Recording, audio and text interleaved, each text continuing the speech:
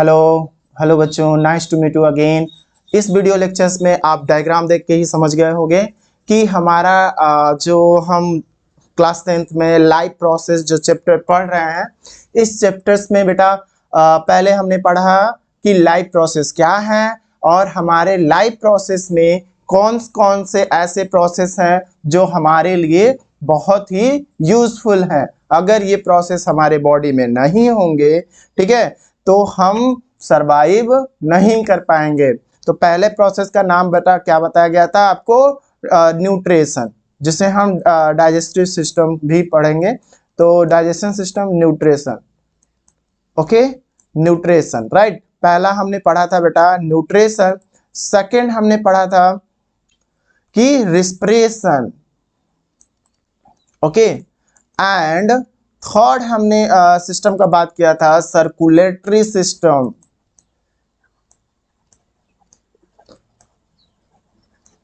Okay, and fourth बात किया था एक्सक्रीटरी सिस्टम, ओके। तो there are four system: nutrition, respiration, circulatory system and excretory system. तो इसके अलावा भी मतलब बहुत सारे सिस्टम है हमारे बॉडी में जो रिक्वायरमेंट है लाइफ प्रोसेस के लिए, बट हमारे सिलेबस में बेटा सिर्फ nutrition, respiration, circulatory system and excretory system आपको पढ़ना है, ओके। तो जिसमें से हम लोग क्या पढ़ चुके हैं? हम लोग न्यूट्रिशन पढ़ चुके हैं, ठीक है। जिन बच्चों को जो हमारे चैनल पे नए हैं, तो वो बच्चे जा करके first video digestion in human being nutrition, उसमें बताया गया है ऑटोट्रॉप, सेटोट्रॉप जो भी है सारे एग्जांपल्स के एग्जांपल मोस्ट इंपॉर्टेंट है बेटा, तो उसमें मैंने मेंशन किया हुआ है, आप देख सकते हो। तो इस वीडियो लेक्चर्स में बेटा हम सेकेंड टॉपिक की बात कर रहे हैं, जैसा कि आपके डायग्राम में भी दिख रहा होगा, हमने नाम भी दिया हुआ है, आपको समझ में भी आ जाएगा, ठीक है। ये है हमारा रिस्पिरेशन, ठीक है। आज हम लोग बात करेंगे रिस्पिरेशन के बारे में, राइट। तो रिस्पिरेशन में बेटा क्या क्या पढ़ना होगा और क्या नहीं। तो स्टार्ट करने से पहले मैं आपको ये बोलूं कि बेटा आप ये बताओ आपको सरवाइव करने के लिए क्या चाहिए। आपके स्क्रीन पर मैं एक डायग्राम शो कर रहा हूं, ठीक है। जैसे यहाँ पे ABCD करके मैंने डायग्राम लिखा हुआ है, ठीक है। तो यहाँ पे देखो A डायग्राम है, B है, C है, D है, E है और F भी है और G भी है, ठीक है। तो इस डायग्राम में अगर आप ध्यान से देखोगे, ठीक है, तो आपको क्या विजुअल हो रहा है बेटा? क्या देख पा रहे हो इस डायग्राम में? आप बताओ मुझे। देखो ए में क्या है कि बल्ब है, ठीक है, ग्लोइंग कर रहा है। ये जो बल्ब है ए का डायग्राम में ये ग्लोइंग कर रहा है, ठीक है। बी में क्या है? There are two friends, they enjoy to each other, okay. C में क्या देख रहे हो? A person who study something, ठीक है। डी में क्या देख रहे हो? किसी ने कुछ थ्रो किया हुआ है, ठीक है, जो फ्लाइंग कर रहा है। एंड ई में क्या देख रहे हो? There are the sun, okay, which give the energies, sunlights, okay. फिर आप क्या देख रहे हो? आप में a person who play something, ठीक है। एंड डी में क्या, जी में क्या देख रहे हो? There are three friends, they enjoy together and one friend eat ice cream, okay. So इस डायग्राम में आपको क्या समझ में आया? देखिए बायो के अगर बायोलॉजी में और जो हमारा चैप्टर रिस्पिरेशन है, तो एक कनेक्शन सब में है। Do you know what is the connection all these peoples between? They expend energy. सबके सब में यहाँ जो लिविंग है, नॉन लिविंग है, जो पर्सन है, जितना मैंने इस पॉइंट ए टू जितना भी जी तक मैंने बताया बेटा, सबके सब डायग्राम में ई का क्या हो रहा है? रोटेशन हो रहा है। जो ई है किसी में इन हो रही है, किसी से आउट हो रही है, मतलब सीधे बोले तो एनर्जी, ठीक है। Due to the help of sunlight plant absorb and make various type of food, okay. मतलब due to the photosynthesis green plant क्या बनाते हैं? फूड बनाते हैं और ऑक्सीजन रिलीज करते हैं। ये ऑक्सीजन जितने भी यहाँ के ह्यूमन बीइंग हैं सब कंज्यूम कर रहे हैं, ठीक है। क्या कर रहे हैं? ऑक्सीजन कंज्यूम कर रहे हैं। और जो फूड से प्लांट मिले हैं उन्हें कुक करके ये क्या कर रहे हैं? एंजॉय कर रहे हैं, ठीक है। क्यों फूड खाते हैं? Why they eat food? क्यों खा रहे हैं ये सब फूड? क्यों ये खाया जा रहा है? ये आइसक्रीम क्यों खा रहा है? बिकॉज सबको एनर्जी चाहिए। क्या करने के लिए? एंजॉय करने के लिए, वेरियस टाइप की एक्टिविटी परफॉर्म करने के लिए, ओके। तो इतना तो समझ में आ गया, हमें एनर्जी कहां से मिलती है? वेरियस टाइप ऑफ फूड से मिलती है। जो प्लांट्स क्या है, प्रोड्यूसर है, उस प्लांट के वजह से हमें एनर्जी फूड के फॉर्म में मिलती है। बट बेटा ये फूड हमें डायरेक्टली एनर्जी प्रोवाइड नहीं करते हैं, इसीलिए हम लोग डाइजेशन को पढ़े थे। ठीक है, जो क्या था कि 5 स्टेप में हम लोग डाइजेशन को कंप्लीट करते हैं। जैसे कि इस बॉय को देख रहे हो, ये आइसक्रीम फीड कर रहा है। ठीक है, तो ये आइसक्रीम जो फीड कर रहा है, पहले इस क्या होगा, इसके ये माउथ के रास्ते माउथ में पहुंचाएगा, इंजेक्शन करेगा, फिर माउथ से इसोफेगस से होते हुए कहाँ पहुंचाएगा बेटा, स्टमक में पहुंचाएगा, फिर स्टमक से कहाँ पहुंचाएगा बेटा, स्मॉल इंटेस्टाइन में, वहां फूड और यूटिलाइज होकर के एब्जॉर्प्शन यही हो जाएगा स्मॉल इंटेस्टाइन के 3 पार्ट में, ड्यूडिनम, जीजिनम एंड इलियम। देखिए ड्यूडिनम पहला होगा, jejunum and ileum, duodenum, ileum and jejunum. ठीक है, ड्यूडिनम, इलियम एंड जीजिनम। ठीक है, तो there are 3 part of the small intestine.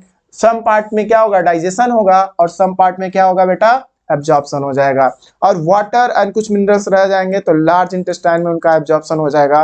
And उसके बाद रेक्टम, देन एनस से अनडाइजेस्टेड फूड आउट हो जाएगा। ठीक है, तो ये डाइजेशन होने से क्या फायदा हुआ, तो इसमें से जो, अब आ जाइए हम लोग बात कर लेते हैं इस डायग्राम की। जैसे ये मान लो बॉय है, ठीक है, इस बॉय ने देखो यहाँ ये सन, इसलिए सन को मेन सोर्स ऑफ एनर्जी बोलते हैं ऑन द अर्थ पे, right. Why we say that sun is the main source of energy on the earth surface, because जितने भी ग्रीन प्लांट हैं, ओके, जो फोटोसिंथेसिस बेटा करते हैं, राइट। तो आप लोग देख पा रहे हो कि यहाँ पे जो प्लांट्स है बेटा, ठीक है, वो क्या कर रहा है, सनलाइट लेकर के क्लोरोफिल के हेल्प से वो सनलाइट को ट्रैप करके केमिकल एनर्जी में कन्वर्ट कर रहा है और अपना फूड सिंथेसाइज कर रहा है, और कार्बन डाइऑक्साइड गैस को एटमॉस्फेयर से एब्जॉर्ब कर रहा है, और जिसके वजह से ये फूड बना पा रहा है। किस तरीके से, फोटोसिंथेसिस से।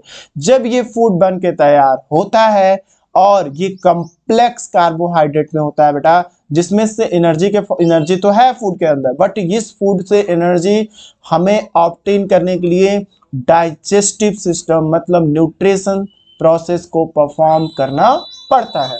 ठीक है, तो देखो बेटा, ऑक्सीजन भी ग्रीन प्लांट से हमें मिल रहा है और फूड भी मिल रहा है, और हम इन दोनों को, फूड को और ऑक्सीजन को, ये दोनों को हम क्या करते हैं, नोज से ऑक्सीजन ले रहे हैं, ठीक है, और फूड को माउथ से इंजेस्ट कर रहे हैं। फूड जब इंजेस्ट करते हैं बेटा, तो वो डाइजेस्टिव सिस्टम के प्रोसेस से डाइजेस्ट होकर के स्मॉल इंटेस्टाइन में एब्जॉर्ब होता है, और एब्जॉर्प्शन के बाद ब्लड में जाकर के डिसॉल्व हो जाता है। ये देख रहे हो क्या है, ये ब्लड है, जो आरबीसी है, ठीक है, रेड ब्लड सेल बोलते हैं बेटा, ठीक है, या रेड ब्लड कॉर्पल्स बोल लो, इरिथ्रोसाइट्स बोल लो, जिसके पास मैच्योर आरबीसी के पास न्यूक्लियस, ये भी एक सेल है, it is a type of cell which has no nucleus in mature mammalian RBC. ठीक है, और ये न्यूक्लियस रिमूव कर देता है क्योंकि सरफेस एरिया बढ़ा देता है एचबी के लिए, मतलब हीमोग्लोबिन के लिए, जो आयरन प्रोटीन होती है। इतना तो क्लियर हो ही गया होगा आपको। ठीक है, और ये हीमोग्लोबिन ऑक्सीजन के साथ बाइंड करके ऑक्सी हीमोग्लोबिन बनाता है, ऑक्सी हीमोग्लोबिन। तो जब what happens when oxygen and blood bind with, मतलब haemoglobin and oxygen bind together and form oxyhaemoglobin. Okay, oxyhaemoglobin, right, ये याद रखिएगा। अब देखिए, तो बेटा जब यूटिलाइज कर लेते हैं फूड को, जो ब्लड में फूड चला जाता है शुगर के फॉर्म में, देखो जो ब्लड में फॉर्म, किस किस फॉर्म में फूड के मॉलिक्यूल्स पहुंचेंगे, तो देखो बेटा, जो फूड के मॉलिक्यूल्स हैं हमारे ब्लड में आएंगे अमीनो एसिड के फॉर्म में, जो प्रोटीन का ब्रेकडाउन होकर बनता है। अमीनो एसिड कहां से आया हमारे बॉडी में, प्रोटीन के ब्रेकडाउन से हुआ, पेप्टोनेजन बनेगा, और मतलब समझ जाइए कि प्रोटीन का डाइजेशन स्टमक में स्टार्ट हो जाता है, पेप्सिन एंजाइम के द्वारा पेप्टोनोज बनाता है, और ये पेप्टोनोज बेटा ट्रिप्सिन एंजाइम के द्वारा टूट करके अमीनो एसिड बन जाता है, पहला। ठीक है, और कार्बोहाइड्रेट मतलब स्टार्च का ब्रेकडाउन माउथ में होता है, स्लेबरी एमाइलेज। ठीक है, सिलेबरी माइलेज कहाँ मिलेगा? सलाइबा में। सलाइबा कहाँ से आएगा? हमारे पास 3 सिलेबरी ग्लैंड होते हैं हमारे माउथ में, ठीक है। एक यहाँ पे और एक यहाँ पे और एक यहाँ पे, जिनका लोकेशन है नाम भी दिया जाता है, ठीक है। तो अगर 100% सलाइबा लिया तो 10% या 5% उनमें क्या मिल जाएगा आपको? सिलेबरी एमाइलेज मिल जाएगा, जो स्टार्च का ब्रेकडाउन करके माल्टोज बनाएगा। बट ये मत समझिए कि maltose is a simple sugar, it is a complex sugar. Again इसका ब्रेकडाउन होगा बेटा माल्टोज एंजाइम के द्वारा और ये बन जाएगा ग्लूकोज, ठीक है। तो यहां से हमें ग्लूकोज मिल गया और हमारी बॉडी जो है galactose, glucose, fructose, fatty acid and glycerol, ठीक है। मैं नाम ले रहा हूं अमीनो एसिड का, ग्लूकोज का, ठीक है, ग्लैक्टोज का, फ्रैक्टोज का, ठीक है, ग्लिसरॉल का और फैटी एसिड। ये याद जरूर रखें। ये सारे कंपोनेंट्स मिल रहे हैं फूड के यूटिलाइज होने के बाद, डाइजेस्टिव सिस्टम इसको ब्रेक करके इस फॉर्म में ब्लड में डिसॉल्व कर देती है और ये ब्लड हमारे बॉडी के हर एक सेल में पहुंच जाता है, ठीक है। क्यों पहुंच जाता है? क्योंकि जब सेल के अंदर जाएगा तो आप ये समझ जाओ, सेल का स्ट्रक्चर अगर आपको याद हो तो आप इसे समझ सकते हो। हाँ बेटा, तो ये आपके डायग्राम पे मैंने डेस्कटॉप पे शो कर दिया। देखो, मैं ये कह रहा हूं कि जब मैं ऑक्सीजन लेता हूं नोज के नॉस्ट्रिल्स के थ्रू, तो ये बेटा लंग्स में जाएगा, लंग्स के एल्बोलस से, ठीक है। लंग्स के किससे बेटा? देखो यहाँ पे, यहाँ नॉस्ट्रिल्स हैं, इस नॉस्ट्रियल से ऑक्सीजन इन होगा, नोस्टल कैविटी में पहुंचेगा, वहां फिल्ट्रेशन होगा, इपिग्लोटाइस से वो आएगा और कहां पहुंच जाएगा? इसोफेगस में, सॉरी ट्रैकिया में। ट्रैकिया को विंड पाइप कहते हैं, लार्निक्स हमारा ओपनिंग बोल सकते हैं, ठीक है। तो trachea is a wind pipe और यहां से ब्रोंचियोल्स, ब्रोंची देन ब्रोंचियोल्स में इंटर करेगा और बेटा ब्रोंचियोल से जब ये पहुंचेगा कहां पे? ये ग्रेप्स लाइक छोटे छोटे यहाँ पे अंगूर की तरह क्लस्टर फॉर्म में एल्बोलाई होंगे। ये एल्बोलाई यहाँ पे क्लियरली आपको दिखा रहा हूं और इसमें गैसों का एक्सचेंज होता है क्योंकि ब्लड कैपिलरीज यहाँ आती हैं और दिस ब्लड कैपिलरी क्या करती हैं? डीऑक्सीजनेटेड ब्लड को ऑक्सीजनेटेड ब्लड में कन्वर्ट कर देती हैं, जो ठीक है, क्या करती हैं? डीऑक्सीजनेटेड ब्लड को ऑक्सीजनेटेड ब्लड बना देती हैं, ठीक है। और ये ऑक्सीजनेटेड ब्लड पल्मोनरी वेन के थ्रू हार्ट में पहुंच जाता है। तो जिससे ऑक्सीजन कहां पहुंच जाएगा बेटा? ऑक्सीजन पहुंच जाएगा ब्लड स्ट्रीम में, मतलब अरोटा में। अरोटा क्या करेगा? पूरे बॉडी पार्ट में पहुंचाने का काम करेगा, ठीक है। तो देखो, इस प्रोसेस से ये मान लीजिए ब्लड वेसल्स हैं, जिस ब्लड वेसल्स के वजह से ये हमारा सेल है, बॉडी मिलियन बिलियन सेल की मिलकर बनी हुई है और इस सेल में माइटोकॉन्ड्रिया का यूज करेगा सेल और by the process of diffusion, ठीक है, by the process of diffusion oxygen cell के अंदर आएगा, CO2 सेल के बाहर जाएगा और साथ में वाटर वेपर भी बाहर जाएगा सेल के, ठीक है। और ग्लूकोज एंड ऑक्सीजन जब इंटर करेंगे सेल के अंदर तो सेल में लाइसोसोम एंजाइम, मतलब लाइसोसोम सेल ऑर्गेनेल होते हैं जिसके अंदर हाइड्रोलिटिक एंजाइम पाए जाते हैं। क्या बोला मैंने? हाइड्रोलिटिक एंजाइम होते हैं। ये हाइड्रोलिटिक एंजाइम बेटा क्या करते हैं? सेलुलर रिस्पिरेशन में हेल्प करते हैं। इसलिए बोला भी जाता है कि रिस्पिरेशन में, ठीक है, सेलुलर रिस्पिरेशन बोलिए या रिस्पिरेशन बोलिए, रिस्पिरेशन में एंजाइम का यूज होता है, ठीक है। और वहीं ब्रीदिंग जब पढ़ाएंगे तो ब्रीदिंग में एंजाइम का यूज नहीं होता है। ब्रीदिंग जो होती है सेल के बाहर होती है और रिस्पिरेशन जो होता है बेटा सेल के अंदर होता है, इनसाइड द सेल। तो ये हाइड्रोलिटिक एंजाइम ग्लूकोज को तोड़ करके क्या बना रही हैं? पायरोबिक, 2 मॉलिक्यूल ऑफ पायरोबिक एसिड बना रही हैं और 2 ATP जनरेट कर दे रही हैं यहाँ पे, ठीक है। इसी प्रोसेस को ग्लाइकोलिसिस प्रोसेस कहते हैं। ये ग्लाइकोलिसिस कहाँ हो रहा है? सेल के साइटोप्लाज्म में हो रहा है बिना ऑक्सीजन के, ठीक है। और ये ऑक्सीजन माइटोकॉन्ड्रिया के अंदर जाएगा, ठीक है। और माइटोकॉन्ड्रिया के अंदर पायरोबिक एसिड 2 मॉलिक्यूल ऑफ पायरोबिक एसिड जाएगा और ऑक्सीजन जाएगा 6 मॉलिक्यूल। वो ब्रेक डाउन करके क्या बनाएगा? 686 किलो कैलोरी जूल एनर्जी, जिसमें से बेटा क्या कर रहा है? 420 किलो कैलोरी जूल, हीट के फॉर्म में रिड्यूस कर देगा 266 kilo calorie joule. ATS process के हेल्प से एटीपी 36 एटीपी बनाएगा, ठीक है, और ये 36 + 2 मिलकर के 38 एटीपी बन जाएंगे। This is a energy currency of the cell, okay. और इसी के वजह से हम वेरियस टाइप एक्टिविटी को परफॉर्म कर पाते हैं, स्पीक कर पाते हैं, बोल पाते हैं, चिल्ला पाते हैं। तो देखो बेटा, इसको अब हम सिस्टमेटिक तरीके से पढ़ने की कोशिश कर लेते हैं कि what is a respiration. Respiration क्या होता है, व्हाट इज अ ब्रीदिंग, ठीक है। तो दो हम पढ़ेंगे। पहले हमारा इस टॉपिक में हमें पढ़ना चाहिए what is a respiration and what is a breathing, ठीक है। तो पहले हम ब्रीदिंग को अगर डिफाइन करें तो breathing is a physical process. क्या है ब्रीदिंग, क्या है बेटा, breathing is a physical process which occur in outside of the cell and in which organ, तो लंग्स में। कहाँ होता है ब्रीदिंग, लंग्स में होता है, ठीक है। During breathing only gas are exchanged in and out. This process in and out is known as inhalation and exhalation.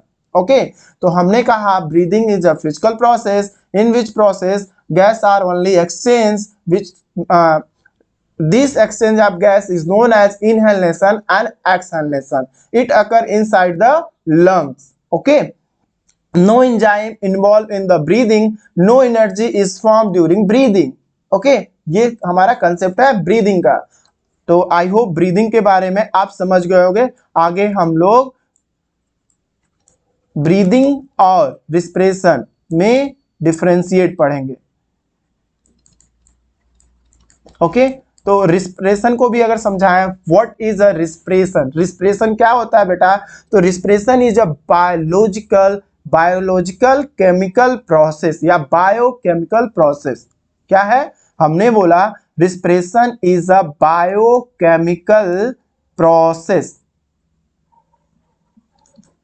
और ब्रीदिंग क्या है, फिजिकल प्रोसेस। इसको क्या बोलते हैं बेटा, फिजिकल, ठीक है, फिजिकल प्रोसेस। और वहीं रिस्पिरेशन को हम बोलते हैं बायोकेमिकल प्रोसेस, क्योंकि ये लिविंग ऑर्गेनिज्म के सेल, लिविंग सेल के अंदर हो रहा है, इसलिए बायोकेमिकल हो गया।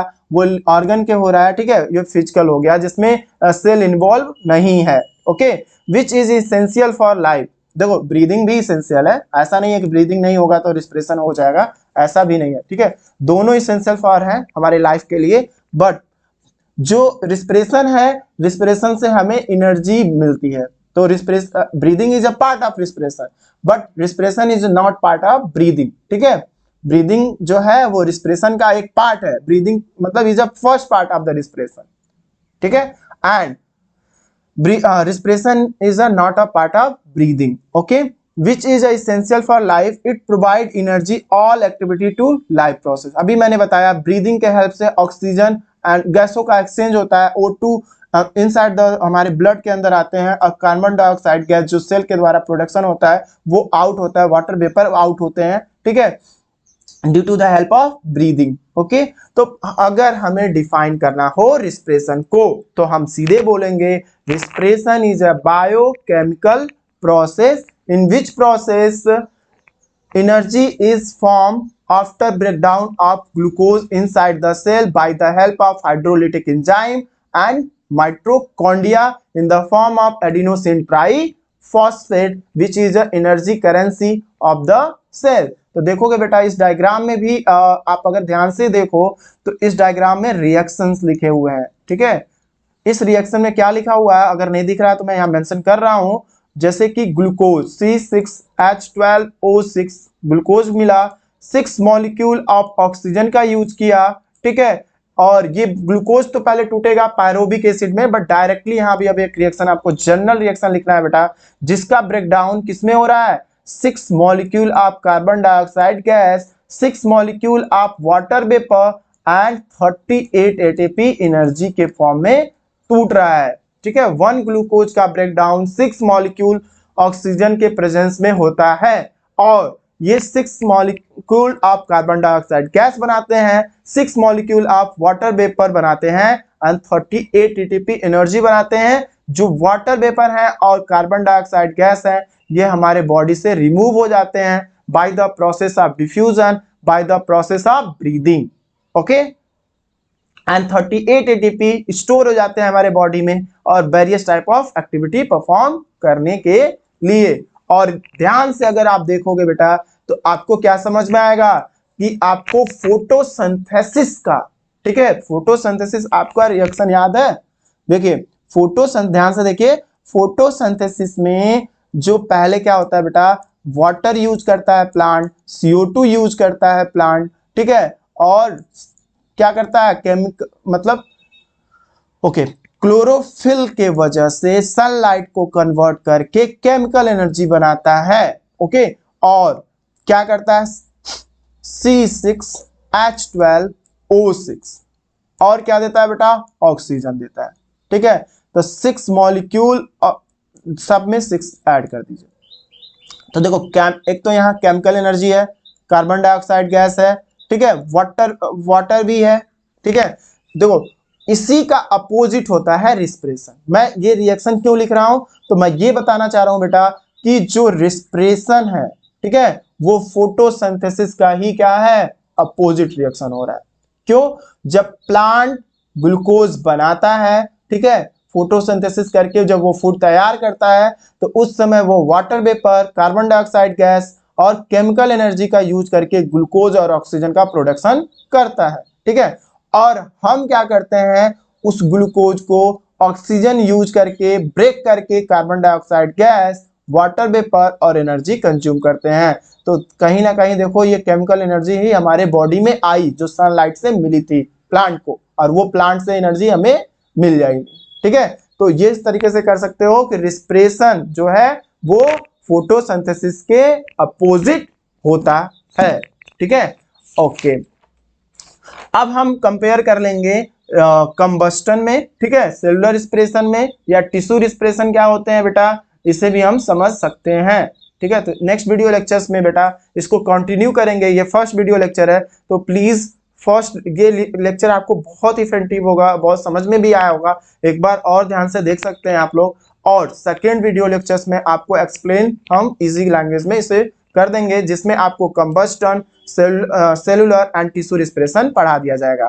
ठीक है, इसके आगे जस्ट मैं ये भी बताऊंगा कि रिस्पिरेशन, देखो बेटा जो रिस्पिरेशन होते हैं वो दो तरह के होते हैं, aerobic respiration and anaerobic respiration. मतलब एक ऑक्सीजन के प्रेजेंस में रिस्पिरेशन होगा और एक बिना ऑक्सीजन के प्रेजेंस में रिस्पिरेशन होगा। तो जो ऑक्सीजन इन्वॉल्व होगा, जो मतलब जब ब्रेकडाउन ग्लूकोज का होगा तो उसमें ऑक्सीजन अगर इन्वॉल्व हो रहा है बेटा, तो आप क्या बोल दोगे, जब ऑक्सीजन इन्वॉल्व हो रहा है तो कौन सी रिस्पिरेशन होगी, एरोबिक रिस्पिरेशन होगी। और जब ऑक्सीजन नहीं इन्वॉल्व हो रहा है बेटा तो उसे क्या बोल दोगे, एनरोबिक रिस्पिरेशन होगी। ठीक है, एरोबिक रिस्पिरेशन में ऑक्सीजन का यूज करके जो ऑर्गेनिजम्स होते हैं वो 1 मॉलिक्यूल ऑफ ग्लूकोज का 38 एटीपी एडिनोसिन ट्राइफॉस्फेट बनाते हैं। ओके, वहीं हम दूसरी ओर बात करें तो जो एनरोबिक रिस्पिरेशन वाले ऑर्गेनिजम्स हैं, जो ऑक्सीजन का यूज नहीं कर रहे हैं, ठीक है, ग्लूकोज का ब्रेकडाउन करने में, वो 1 मॉलिक्यूल ऑफ ग्लूकोज का ब्रेकडाउन 2 एटीपी एडिनोसिन ट्राइफॉस्फेट में करते हैं। ओके, और साथ साथ में या तो इथाइल अल्कोहल बनाएंगे या तो लैक्टिक एसिड बनेगा। जैसे कि हम बहुत हैवी एक्सरसाइज कर रहे हैं, अगर हम बहुत हैवी एक्सरसाइज कर रहे हैं, हैवी एक्सरसाइज करने के समय क्या होगा, हमारे बॉडी में एनर्जी की कमी होगी, लैकनेस होगी। ओके, और वो लैकनेस के वजह से बॉडी को एनर्जी की इंस्टेंट जरूरत पड़ेगी और हमें ऑक्सीजन की, अगर इंस्टेंट एनर्जी की जरूरत पड़ रही है तो ब्लड में न्यूट्रिएंट्स होना चाहिए, सेल के पास न्यूट्रिएंट्स होना चाहिए और सेल के पास ऑक्सीजन होना चाहिए। अगर हम हैवी एक्सरसाइज कर रहे हैं तो हमारी ब्रीदिंग रेट भी बढ़ेगी, ऑक्सीजन की लैकनेस होती है तो इसलिए हमारी ब्रीदिंग रेट भागती है, तेज हो जाती है। ठीक है, और ऑक्सीजन की लैकनेस के वजह से ग्लूकोज का ब्रेकडाउन मसल सेल में डायरेक्टली हो जाता है 2 एटीपी एनर्जी के फॉर्म में, और वो लैक्टिक एसिड बना देता है और ऑक्सीजन का यूज किए बिना।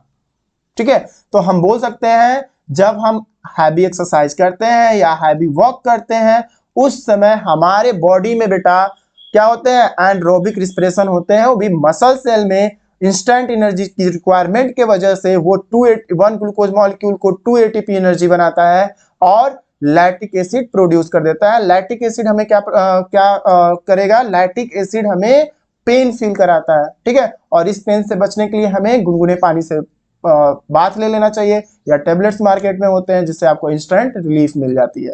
Okay, so take care, and next video lectures में हम सेलुलर रिस्पिरेशन के बारे में बात कर लेंगे बेटा, कंबस्टन के बारे में बात कर लेंगे, और रिस्पिरेशन के मैकेनिज्म को सेल के अंदर थोड़ा सा और समझने की कोशिश कर लेंगे। सेलुलर रिस्पिरेशन और respiration both are same. Aerobic respiration को और अच्छे से समझेंगे, क्रेब साइकिल को थोड़ा समझ लेंगे, ईटीएस साइकिल को समझ लेंगे, ठीक है, एंड रिस्पिरेशन को समझ लेंगे, तब जाके हम ब्रीदिंग में जो हम लोग चैप्टर्स पढ़ते हैं, जो पार्ट होते हैं हमारे रिस्पिरेशन के बेटा, जैसे कि इनहेलेशन, एक्सहेलेशन, ये समझना, ब्रीदिंग मैकेनिज्म को समझना पड़ेगा, ठीक है। इनहेलेशन कब होगा, एक्सहेलेशन कब होगा, इंटरकोस्टल मसल हमारे बॉडी में कहाँ पाए जाते हैं, ठीक है, इंटरकोस्टल मसल का क्या हमारे बॉडी में यूज, रिस्पिरेशन ब्रीदिंग के समय क्या यूज होगा, डायफ्राम का क्या यूज है, ठीक है, लंग्स का साइड, कौन सी साइड लंग्स की बड़ी है, कौन सी साइड छोटी है, लंग्स किस लेयर से कवर्ड है, कैसे एयर फिल होते हैं, कैसे एयर आउट होते हैं लंग से, ठीक है। इस मैकेनिज्म को हमें समझने की जरूरत होगी,